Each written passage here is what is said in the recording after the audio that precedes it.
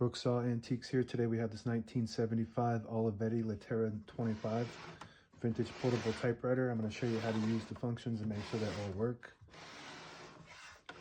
Margins are up top here and you just push them down and you can move them. That's all the way on 0. And I'm going to keep it on 0. I'm going to put this one about 75.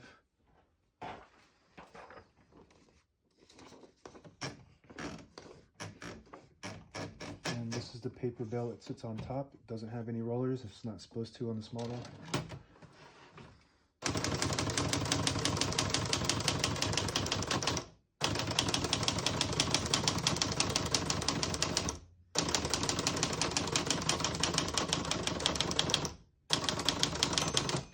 Once you hear the bell, you're at the end of the margin. You hit this line space, gives you back to the beginning, and skips 1, 2, or 3.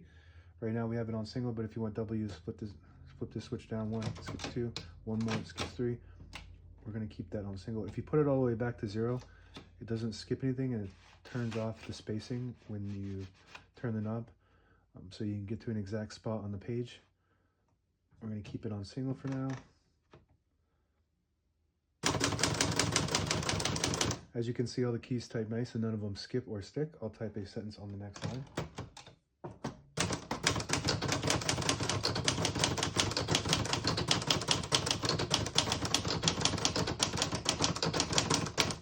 Very nice. Really impressed by this.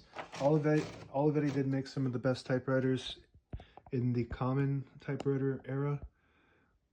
They made a lot of typewriters that were more of like, I don't know, I guess the only word I can think of is the more modern typewriters. I think they designed this one to look like an electronic device, because when they were in the 70s, when they started making like Ataris and whatnot, they kind of had this color and like this type of shell. So I think they just wanted to go with that trend. To pull the page out easy, there's a switch on the right side here. Just flip it to the front and it unlocks the rollers underneath the plat, allowing you to pull the page out easier. Or load thicker paper like carbon copy or cardstock. Make sure you flip that back before you load the next page, or else it won't load correctly. We got shift on each side and a shift lock on the left. To clear that, just hit the shift button again. Backspace on the right side. Works good. Color selector on the right here.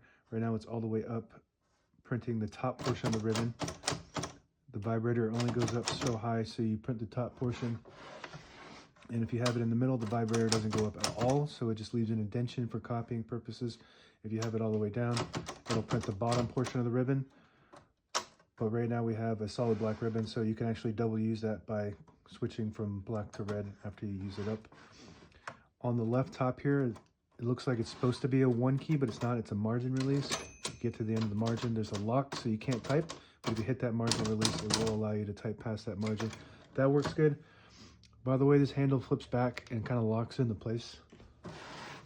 So this is normally used when you're using it as a line space, but if you flip it back, it locks like that. So when it's in the case, it doesn't damage that handle, and it can tuck it in.